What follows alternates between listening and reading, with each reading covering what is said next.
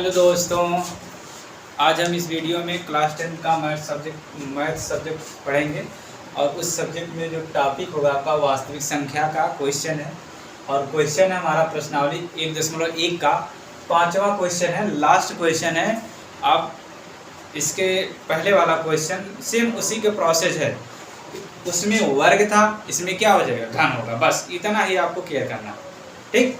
तो same process जैसे हमने इसके पहले वाले क्वेश्चन सॉल्व किए वैसे इसको भी सॉल्व करते हैं। सॉल्यूशन देखिए, सॉल्यूशन क्या होगा। माना कोई धनात्मक पूर्णांक, माना कोई धनात्मक पूर्णांक ए है, कोई धनात्मक पूर्णांक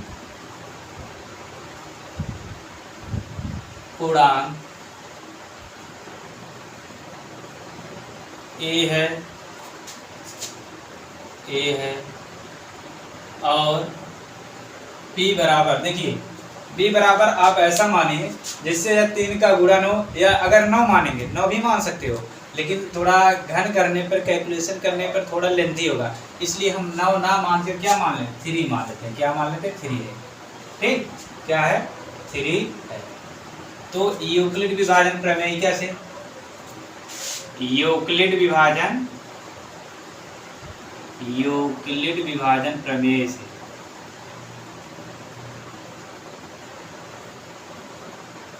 क्या होता है दोस्तों, बोलिए क्या होता है, बोलिए जी क्या होता है। ओहो, देखो a बराबर में बी क्यू प्लस में क्या होता है, बी क्यू प्लस आर का होता है, ठीक। बी क्यू प्लस आर, और आर का मान क्या होगा, बी से छोटा लेकिन 0 से बड़ा और बराबर भी होता है। इस भी कंडीशन को याद रखना है।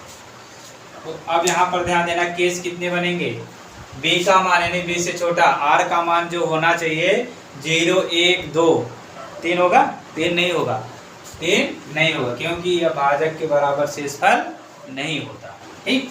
अब यहाँ पर ध्यान दीजिए, तो r बराबर क्या हो जाएगा दोस्तों, बोलिए, देखिए 0, 1 और 2, 3 नहीं होगा। अब कितने केस बनेंगे, इसमें 3 केस बनेंगे। सेम प्रोसेस, r बराबर केस फर्स्ट, r बराबर 0 रखने पर, 0 रखने पर क्या होगा, देखिए a बराबर b का मान कितना है 3 और q प्लस r का मान 0, तो a बराबर क्या हो जाएगा 3q। और क्वेश्चन क्या कहा है, किसी धनात्मक पूर्णांक का घन, इसको भी ध्यान देना। अब क्या करना है, इस धनात्मक पूर्णांक को क्या मान लें, घन कर दे। कोई धनात्मक पूर्णांक ही है तो इसका घन करेंगे, क्या होगा क्वेश्चन, अकॉर्डिंग टू क्वेश्चन। तो दोनों पक्षों में क्या करना है, घन करने का। घन क्यों कर रहे हैं, क्योंकि क्वेश्चन में पहले सीखा, दोनों पक्षों का घन करने पर, क्या करने पर, घन करने पर, दोनों पक्षों पे में घन करने पर। तो देखो क्या होगा, a का क्यूब इक्वल में 3 इंटू क्यूब का पावर में क्यूब। तो देखो a क्यूब बराबर 3 त्रिक का 9 त्रिक 27 क्यूब का। तो इसको लिख सकते हैं a क्यूब बराबर 9 गुणे 3 क्यूब। तो इसको मान ले क्या, यम, ए 3 क्यू बराबर हम क्या मान ले, यम। तो आपका ए क्यू बराबर क्या हो जाएगा दोस्तों, 9 इंटू एम का हो जाएगा। पहला मिल गया। इसी प्रकार केस सेकेंड क्या होगा, बोलिए, केस आपका सेकेंड क्या होगा, केस सेकेंड में क्या होगा, r बराबर 1 रखने पर, r का मान 1 रखने पर, तो देखिए ए का मान क्या हो जाएगा, ए बराबर बी का मान 3 3 प्लस आर का मान 1 का। सेम प्रोसेस ध्यान कर दीजिए दोनों पक्षों में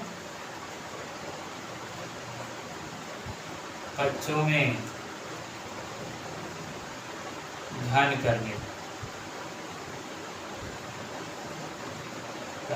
देखिए क्या होगा, ए का क्यूब इक्वल में 3 प्लस 1 का क्यूब, क्या होगा, ब्रेक करिए।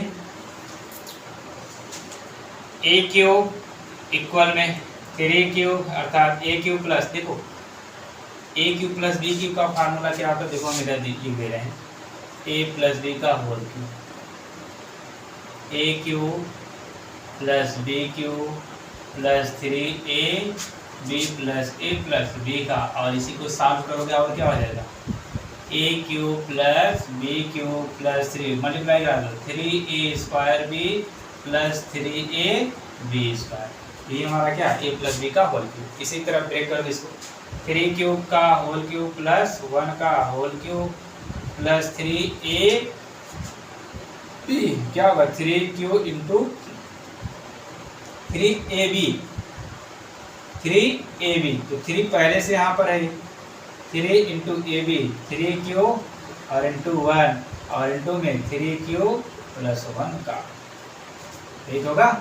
अब इसका सरल कर दीजिए इसको, ए क्यूब बराबर 3 त्रिका 9 त्रिक 27 क्यूब का cube plus 1 plus 3 Trika 9 cube और 9 त्रिक 27, डायरेक्ट गुणा करा दीजिए ना, 3 त्रिका 9 9 त्रिक 27 और 27 क्यूब का स्क्वायर और प्लस में 3 त्रिका 9 9 क्यूब का, ठीक होगा। क्यों दोस्तों, अब इसमें ध्यान देना, 27 क्यूब और क्या है 27 9 त्रिक 3 त्रिका 9 81 3 त्रिका 9 त्रिक 27 क्यूब 9। अब इसको हम लिख सकते हैं ए क्यूब बराबर, इनको क्यूब को एक साथ करो, 27 क्यूब का cube plus 27 cube square plus 9 cube और प्लस 1। इस तीनों में देखो क्या कॉमन है, तीसरे नेत्र से देखना, इसमें तीसरे नेत्र से देखो कौन सा कॉमन है 9, तो ए क्यूब बराबर क्या हो जाएगा 9, तो यहाँ पर बचेगा क्या 9 त्रिक 27 3 क्यूब का क्यूब प्लस 9 त्रिक 27 3 क्यूब का स्क्वायर प्लस 3 त्रिक का 9 3 नहीं सॉरी 1 यानी क्यू बचेगा क्या क्यू और प्लस में 1, और इसी को हम क्या मान ले, इसी को मान ले क्या यम मान ले, क्या मान ले यम, तो ए क्यू बराबर क्या हो जाएगा 9m प्लस 1 का, होगा कि नहीं होगा, होगा ना, गुड। अब इसी प्रकार हम केस नंबर थर्ड चेक कर सकते हैं, तो हमें क्या सिद्ध करना है 3m 9m प्लस 1 ये भी आ गया। अब केस नंबर थर्ड देखिए, केस क्या है आपका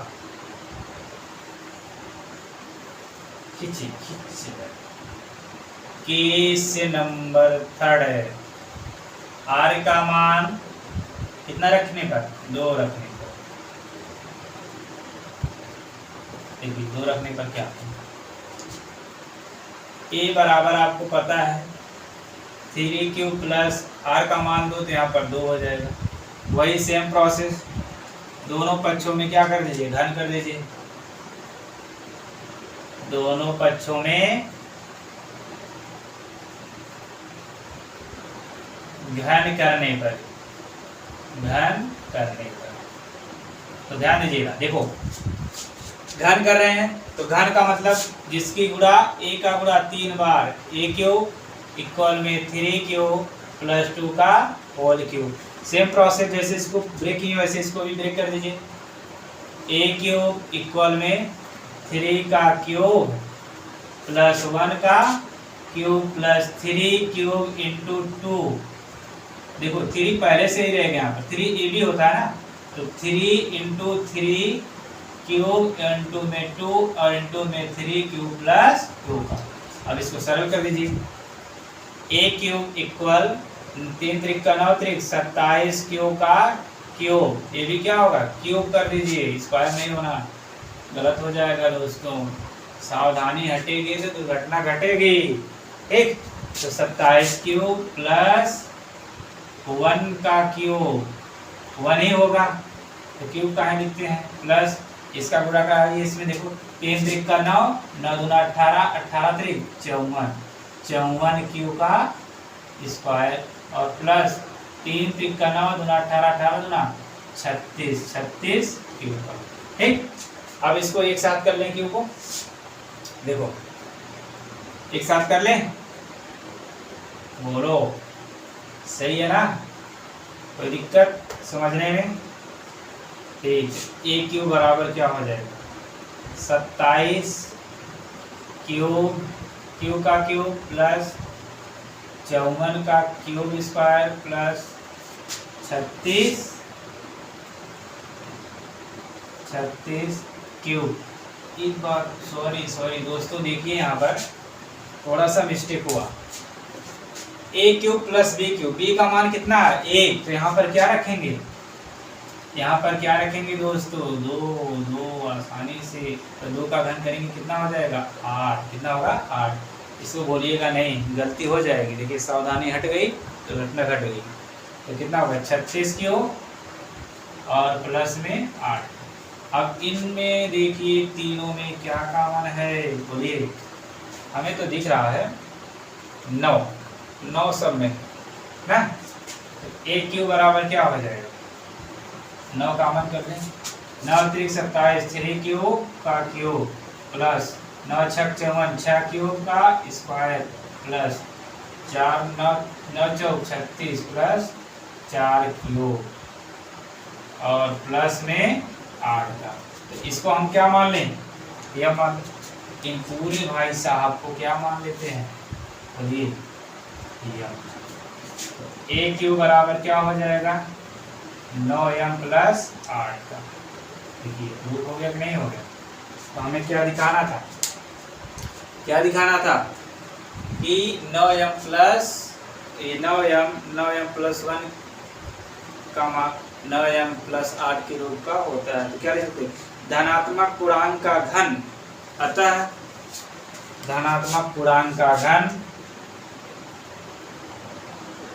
अतः